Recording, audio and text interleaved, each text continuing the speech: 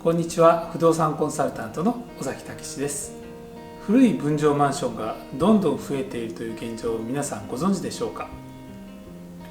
国土交通省が発表している分譲ストック戸数を見てみると、右肩上がりでどんどん増えているのがわかると思います。令和2年末には約675万戸まで増えていますが、特に注目していただきたいのが旧耐震基準ストックと書かれている箇所です。昭和56年1981年より前に作られた建物を旧耐震建物と呼びます。この旧耐震のマンションが全国で約103万戸あり、全体の約 15% を占めています。ここ最近は新規供給戸数が減っているにもかかわらず、ストック戸数は増え続けています。新築物件の増加数とストック戸数を考えると、古いマンションの建て替えをほとんど行えていないことが分かります。その原因として、マンションを建て替えるには所有者の5分の4以上の同意を得ないと建て替えられないという法律にあります。令和3年4月時点で区分所有者の5分の4以上の同意によって建て替えられたのは98棟。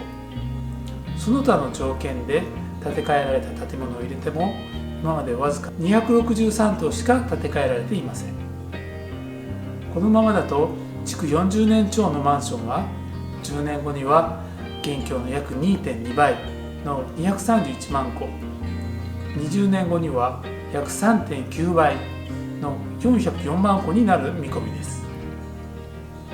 このままでは耐震性能の低い危険なマンションや設備が陳腐化した古いマンションばかりが増えていくという傾向にあります。こういったマンションは売却しようとしても難しく、築古のため住宅ローンが通りにくいという関係上、現金で買えるような安い金額にせざるを得ないことが挙げられます。それではなぜこんなにも建て替えが進んでいないのでしょうか。理由は先ほどお伝えした建て替えの条件である5分の4の賛同を得るのが非常に難しいという点にあります。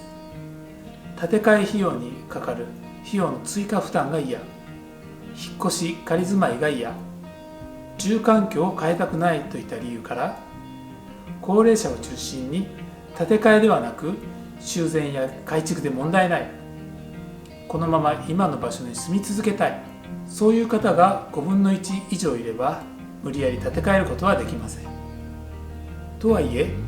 地震や水害などの多い日本で老朽化したマンションを放置するのは非常に危険です。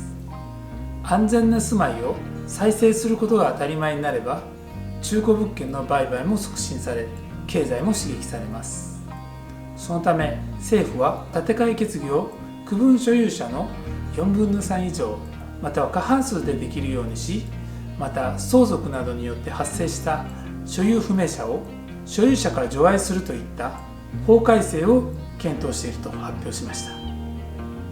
等価交換や敷地売却時の全員同意も同じく4分の3以上にすることも合わせて検討されています。今までは不動産業界では5分の4というハードルの高さからマンションの建て替えは非常に難しいとされていました。しかし今回の法改正が通れば、建て替えを期待して立地の良い古い物件をあえて買うという選択肢も生まれます。街の再生や景観美観にもつながりますので、法案が可決することを期待しています。マンションの購入や売却は法改正や税制に詳しい専門家に相談することをお勧めします。ぜひお気軽にご相談ください。